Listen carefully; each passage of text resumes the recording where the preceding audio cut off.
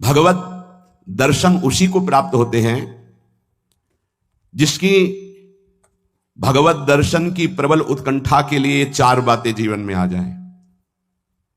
पहला, नित्य निरंतर नाम जप रसिकों के संग से। शर्त है रसिकों के संग, भजन न होई संग बिन, हे मनमानी नहीं होता। रसिकों के संग से भजन की वृत्ति, प्रमाणित भजन होना चाहिए आचार्य परंपरा, गुरु परंपरा से। दूसरा, भगवद विग्रह को साक्षात भगवान का स्वरूप मानना। जैसे कुछ ऐसे भाव वाले लोग हैं कि अरे पत्थर पूजने से, धातु पूजने से क्या प्राप्त, क्या वहां भगवान है? कौन सा तुम्हें ज्ञान है भाई? कौन सा ज्ञान है? जब सर्वम खलमिदम ब्रह्म, तो ये तो अवतार है भगवान का, अर्चा अवतार। भगवान अवतरित होते हैं। जैसे हम छवि विराजमान किए, जब हम भाव सेवा करते तो भगवान छवि में आके विराजमान होते हैं, भगवान विग्रह में विराजमान होते हैं। ये श्रद्धा और विश्वास का विषय है, ये नास्तिक लोगों को समझ में नहीं आएगा। जिस मूर्ति को आप, जहां मूर्तिकार निर्माण कर रहा हो वहां देखो, उसी मूर्ति को पूछ करके ब्रह्म प्राप्त, भगवत प्राप्त महापुरुष हो गए। प्रेमाश्रों से अभिषिक्त किया है। ये बाहर वालों की ऐसों की बातें न सुने, नहीं तो जो छोटी श्रद्धा वाले लोग होते हैं उनकी श्रद्धा नष्ट हो जाती है। अरे क्या है, ऐसे से ऐसा, ना वो बोलते हैं, ना वो खाते हैं, ना देखते हैं, और ऐसे विराजमान। आपको क्या पता है आपका भाव है क्या? आप जानते नहीं हो। भाव आ जाएगा तो साथ चलते हैं, बोलते हैं, खाते हैं, देखते हैं, भाव का खेल। एक प्रसंग में एक ब्राह्मण बूढ़े के साथ एक जवान तीर्थ यात्रा में गया था। सारांश में बता रहे हैं। ब्राह्मण तीर्थ यात्रा का इच्छुक हुआ, पर उसको लगा कि मेरे बेटे तो हैं, पर धनी होने के कारण वो विलासिता में युक्त हैं, मेरे साथ तो चलेंगे नहीं। अगर कोई जवान आदमी मिल जाए, मुझे तीर्थ यात्रा करवाए, उसे कुछ भेंट पूजा दे देंगे। तो एक गरीब ब्राह्मण का जवान लड़का था, बात की तो उसने कहा हमारा भी सौभाग्य होगा कि तीर्थ यात्रा होगी, आप हमारे पिता तुल्य, आपकी सेवा होगी। समस्त तीर्थों में भ्रमण कराया। जब वृंदावन आए तो बहुत सेवा उसने की। उसका मन बहुत प्रसन्न हो गया। धनी का वृद्ध था, तो गोपाल जी के दर्शन कर रहा था। उसने कहा वृंदावन को साक्षी करके, गोपाल जी महाराज सामने हैं, मैं बहुत प्रसन्न हुआ तुम्हारे ऊपर, तुमने इतनी सेवा की।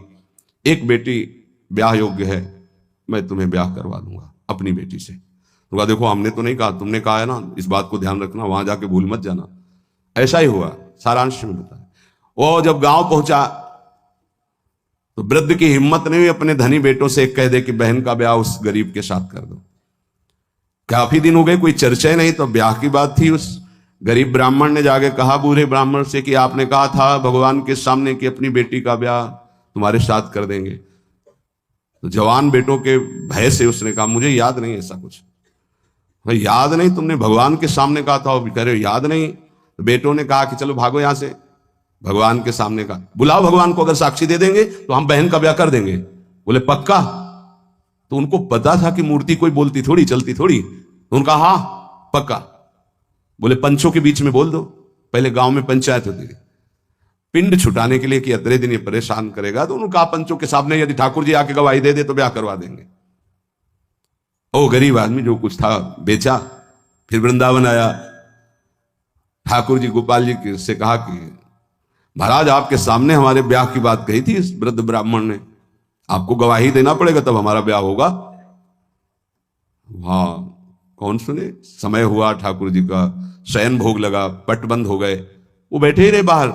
वाह गोपाल जी महाराज, आप जब बोलोगे तभी हमारा ब्याह होगा, हम तभी यहां से जाएंगे जब आपको साक्षी दे। सब चले गए थे वकील। उसको विश्वास था भगवान है। अंदर से आवाज आई मूर्ति कहीं चलती है क्या कि चलकर साक्षी दे? बोले महाराज मूर्ति बोलती थोड़ी है, आपने बोला ना तो आओ निकल के बाहर। अब उनके लिए कोई पर्दा है क्या? ललित त्रिभंगी वैसे।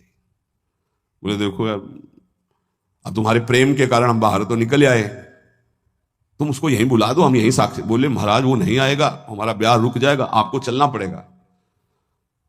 बोले चल तो देंगे, लेकिन देखो हम वृंदावन के ठाकुर हैं, हमको तो अच्छा अच्छा माखन मिश्री सब भगवान ले बहानेबाजी। बोले महाराज हमें पता था कि आप भोगराग के लिए कहोगे, तो हमारे पास जो संपत्ति थी बेच के आए, खूब खवाते पियाते चलेंगे महाराज। बोले चलो अच्छा। देखो दृढ़ विश्वास। बोले महाराज हम जानेंगे कैसे कि आप आ रहे हो? बोले मेरे नूपुरों की ध्वनि सुनाई देगी, और देखो लौट कर जहां देख लोगे उससे आगे फिर हम नहीं जाएंगे। ठीक है महाराज, जब भोग लगाने का समय आएगा तो हम बोल देंगे, तब तुम हमारा भोग लगाना, और जब हम चलेंगे तो लौट कर पीछे नहीं देखोगे। ठीक है महाराज। अपने प्रांत पहुंचे, उड़ीसा प्रांत। गांव जब नजदीक रह गया तो सोचा मुड़ के तो देखे, केवल पायले धुनी है, ठाकुर जी भी है। मुड़ के देखा तो श्याम घन साक्षात प्रभु। प्रभु ने कहा देखो तुमने वादा तोड़ दिया, अब हम यहां से नहीं जाएंगे। बोले महाराज अब तो कोई बात नहीं। गांव में दौड़ के गया, गोपाल जी आए, प्रभु आए साक्षी देने के लिए मेरे ब्याह के लिए। पूरा नगर दौड़ पड़ा, पंचायत के सब सब सब ने देखा प्रभु विराजमान। अब किसी की हिम्मत थोड़ी थी कि पूछ ले, जबरदस्ती उस बुड्ढे से कहा ब्याह करो भगवान वृंदावन से साक्षी। आज भी साक्षी गोपाल के रूप में भगवान विराजमान। क्या हुआ? जिसे तुम मूर्ति समझते वो चल के उड़ीसा तक गए और गवाही दी। विठ्ठल भगवान बातचीत करते थे तुकाराम जी से, नामदेव जी से, इन बड़े बड़े संतों से। हरिवंश महाप्रभु, सेवक जी महाराज, बंचंद महाप्रभु तक बातचीत करते थे राधा वल्लभ लाल जी। प्रगट में एक बार मोहन चंद्र जी महाराज महाप्रभु के सबसे छोटे लाडले पुत्र थे। महाप्रभु राधा वल्लभ जी की सेवा परिचर्या में थे तो एक पात्र कटोरा था राधा वल्लभ जी की सेवा का, उसमें चरण छू गया श्री मोहन चंद्र जी का। महाप्रभु ने एक शपथ मारी, प्रभु के पात्रों को ऐसे। राधा वल्लभ जी के जब पत्रावली कर रहे थे तो कपोल में अंगुली बनी, तो उनका जय जय आप। तो बोले मोहन चंद्र के रूप में मैं ही तो अब खेल रहा हूं अपने पात्र, तुमने वहां मारा मुझे देखो लगा। महाप्रभु ने कहा क्षमा कीजिए प्रभु, ऐसी तन्मयता मोहन चंद्र जी की आप में है ये मुझे पता नहीं था। ऐसा महाप्रभु से बात, स्वामी जी से, बिहारी देव जी से, बिहारी जी बात करते थे। आज भी महापुरुषों से प्रभु बात कर। ये केवल मूर्ति छवि का विषय नहीं होता। ये अज्ञानी जीव जो है ये केवल तर्क विवाद में फंसे रहते। श्रद्धा में तर्क विवाद नहीं होता। ये तर्क विवाद जहां होने लगे, ऐसी कोई वार्ता होने लगे, श्रद्धालु उपासक को बिल्कुल हट जाना चाहिए। भगवत दर्शन किसको प्राप्त होते हैं? पहला, जो रसिक महापुरुषों के गुरुदेव के अनुसार भजन करता है, नाम जप, मंत्र जप। दूसरा, भगवत विग्रह को साक्षात प्रभु मान करके, कहा सो कहां जहां प्रभु नहीं। जब सर्वत्र प्रभु है तब तो हमने प्रभु का श्री विग्रह, अर्चा विग्रह, ये अर्चा अवतार है भगवान का, इनको विराजमान किया, साक्षात मेरे प्रभु हैं। ये बाहरी दर्शन है। तीसरा, प्रभु को अर्पित किए हुए प्रसाद के अलावा अरुचि होना। कुछ भी ऐसा जो हम प्रभु को अर्पित नहीं कर सकते वो हम नहीं पा सकते। प्रभु को अर्पित ना की हुई चाहे अमृत पड़ी हुई वस्तु हो, हमारी बिल्कुल श्रद्धा और रुचि नहीं। हमारे प्रियालाल ने नहीं पाया तो हम उसे चख नहीं सकते। ये भगवत प्राप्ति, भगवत दर्शन के लिए बहुत आवश्यक है। गुरु प्रदत्त भजन में आसक्ति, इष्ट के श्री विग्रह छवि में साक्षात भाव, और इष्ट को अर्पित ना किए हुए वस्तु, वस्त्र, पदार्थ, भोगों में पूर्ण अरुचि। कई बार हमने ऐसे संतों को देखा जो अमनिया जैसे, पा लीजिए, नहीं नहीं अमनिया है ना, हम अपने ठाकुर को भोग लगा के पाएंगे, या आप अपनी श्री जी को भोग लगा दीजिए तो पालेंगे, अन्यथा नहीं। अमनिया नहीं, अमनिया माला, पत्र, पुष्प, सुगंधित कुछ भी नहीं। हमारा जीवन प्रसादी हो जाना चाहिए। ये बहुत ध्यान से अपनी दिनचर्या में देखिए कि कभी अमनिया मत पाइए। चौथा, सहनशील, ये बहुत आवश्यक है। बहुत सहनशील उपासक को होना चाहिए। जितना सहोगे उतनी भक्ति प्रकाशित होगी। सहत सहत बाढ़े भगति, गृह तन गुरु हितगार। गुरुदेव को समर्पित जीवन और सहनशीलता, निश्चित भगवत दर्शन। चार बातों से निश्चित भगवत दर्शन हो जाता है। ये बहुत खास बात है जिसको धारण करना बहुत कठिन है, पर गुरु कृपा पात्र बहुत सरल ढंग से इसे निर्वाह कर ले जाता है। क्या? किसी से मतलब नहीं। इस मार्ग के उपासक किसी से मतलब नहीं। पहले तो कहा पीछे वाले में कि जो विषयी पुरुषों का समूह है उनके संग से भयभीत रहे, कभी संग न करे। अब आगे वाले में कहा महान संगा नाम, किसका ये स्वरूप होता है? बोले जो वह तो महताम श्री पद रजा, महापुरुषों की चरण रज से जिसका शरीर अभिषिक्त है और माथे पे जिसकी चरण रज विराजमान है, गुरुजनों की, संतों की, रसिकों की, वो महान संगानाम सहज मधुरात्म प्रिय कथा।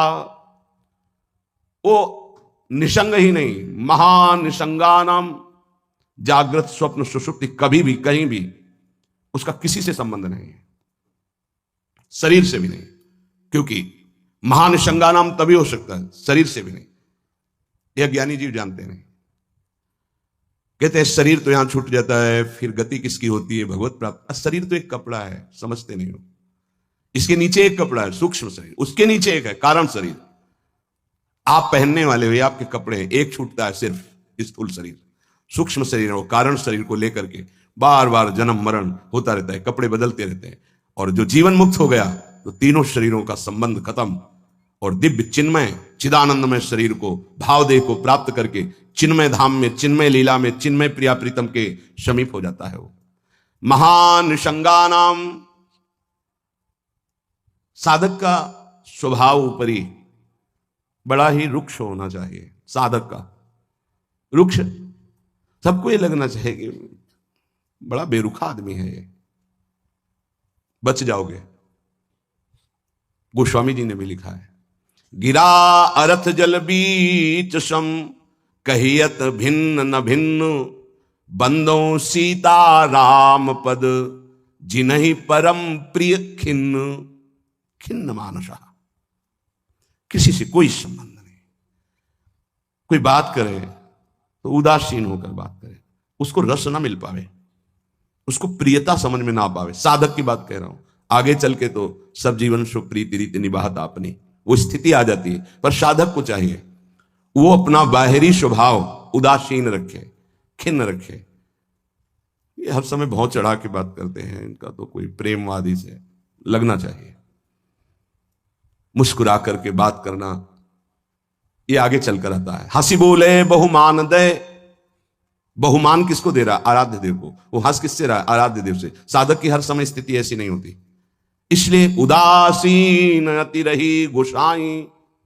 पूज्य श्री गोस्वामी जी महाराज कहते हैं साधक को उदासीन रहना चाहिए, बाहर से गंभीर, हंसी मजाक बातचीत गंभीर। सत्य बात तुम्हें बता दी, स्वीकार करो ना स्वीकार करो, आगे चलती है। उदासीनता, गंभीरता, खिन्नता ये साधक के स्वभाव में होनी चाहिए। बहुत मिलनुआ स्वभाव, हंसकर बात करना, ये आगे चलकर, अभी नहीं। उसको दबाओ उस वृत्ति को। बगल से कोई निकल गया, आपको राधे श्याम कहने की स्मृति उससे नहीं आनी चाहिए। कौन निकला आपको पता नहीं। दर्शन कर रहे हैं, कभी कभी यह भी पता नहीं चलता कि प्रभु पोशाक कौन धारण किए। अगर नेत्र में नेत्र मिले तो 1 घंटा दर्शन हुआ तो केवल नेत्रों का ही दर्शन हुआ। पत्रावली कपोल में कैसी बनी ये भी याद नहीं रहा। ऐसी होती है एकाग्रता। सत्संग सुनने गए तो सिर्फ वक्ता की मुखाकृति और वचन, आप बैठे आसपास, आपके कौन बैठा आपको कोई परिचय नहीं। ऐसी महानिसंगता उपासक को चाहिए। ये कब आती है? जैसे जड़ भरत जी रघुगण को कहा कि महापुरुषों की चरण रज से अभिषिक्त होने पर ही ये ब्रह्मबोध होता है। प्रहलाद जी ने कहा निष्किंचना नाम नवरणीत यावत, जब तक निष्किंचन महापुरुषों की चरण रज नहीं लगेगी तब तक ऐसी निष्ठा नहीं होती जैसी मेरी है। शिरो में शोल्लासम वह तो महताम सी पद रजा। ये महत पद रज कहां मिलेगी? हर कण वृंदावन का ये महापुरुषों की चरण रज, प्रियाजू की चरण रज महापुरुषों के आंसुओं से भींगा हुआ है।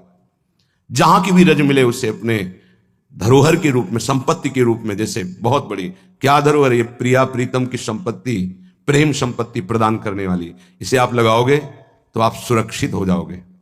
ये कवच है। कई बार शास्त्रों बारे चर्चा हुई है, पर बड़े भाग्यशाली साधक उपासक उपासिका होंगी जो इस बात को स्वीकार किए हैं कि रोज स्नान के बाद शरीर में रज लगाते हैं।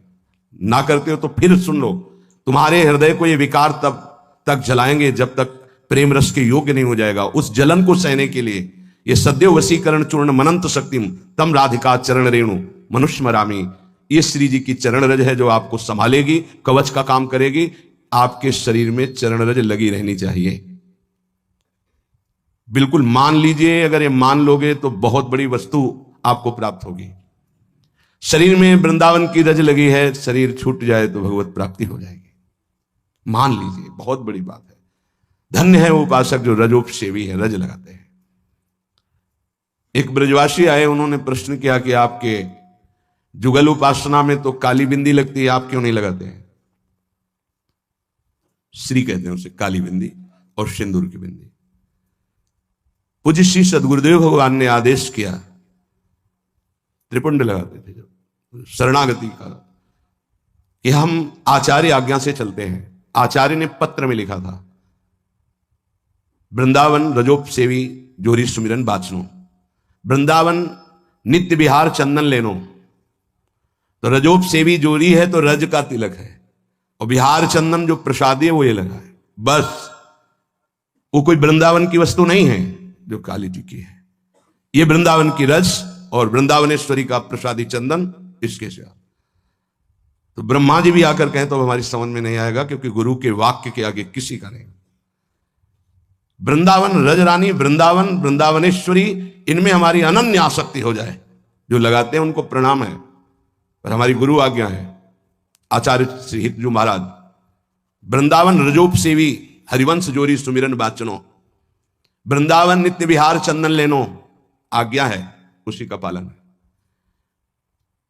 अगर महापुरुषों की चरण रज लग रही है तो महानिशंगा नाम मान लीजिए, बार बार इसलिए कह रहे मान लीजिए, आप में सामर्थ्य नहीं कि आप असंग हो सके। महानिशंगा नाम तो बहुत बड़ी बात है, वो कहीं आ सकता नहीं, न स्वभाव में, न सूक्ष्म शरीर में, न स्थूल शरीर में, और न बाहरी व्यवहार में।